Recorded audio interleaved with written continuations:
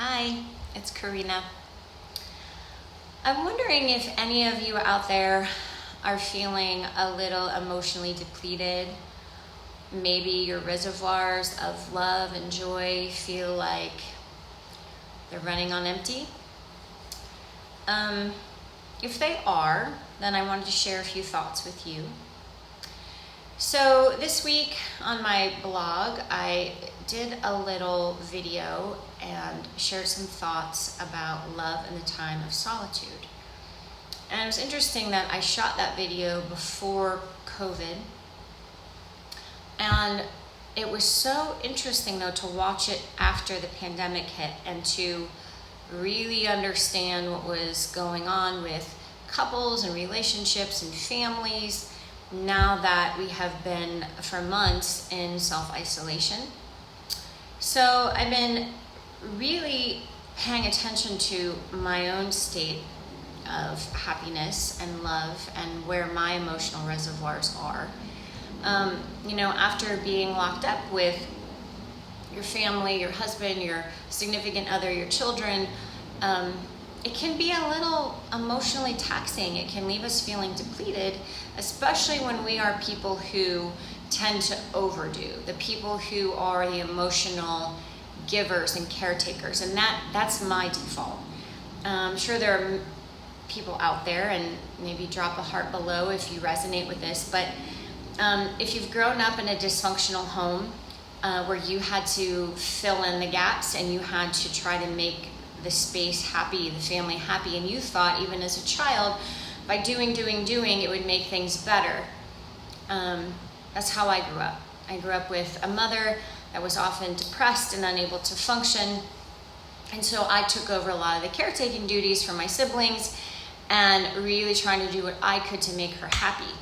So I think I default to that even as now a healed and healthy, happy adult. I tend to default into that mode of I immediately want to be the doer, the fixer, the lover, the make sure everybody's happy and moving along their way. And sometimes when I do that, I find that I lose track of myself and I'm not paying attention to my reservoir of happiness. So in this week's blog, which you could find the link below or in the bio, I give you some tips on how to find your own pace again, your own joy, your own happiness, your own ways to get back that groove back. So I guess the way I look at it is that the way you show up for yourself is the way you're going to show up for others, for your husband, your wife, your spouse, your kids, your boss, your other employees. So we all have to learn how to take care of ourselves first. And for a lot of us, that feels selfish. That feels like, oh, I'm supposed to be worried about other people. And that's true. But it's kind of like the airplane when they tell you in case of an emergency, the oxygen mask is going to come down and you always put yours on first before you help someone else.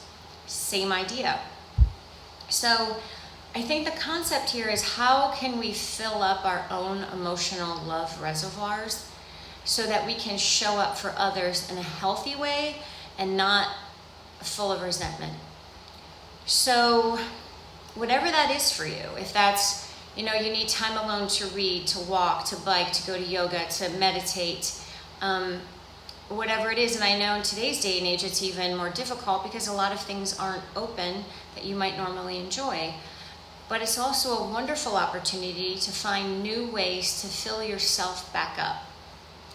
So I think what I want to share most of all is that I want you to know that it's okay to feel depleted and to honor that feeling and to recognize it as a warning, as like an alarm, a bell that says, hey, pay attention to yourself, pay attention to your heart, to your mind, to your soul, and fill yourself back up first and find that peace within yourself.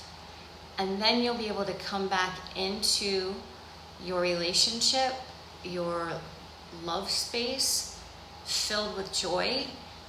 And that's such a beautiful place to come from.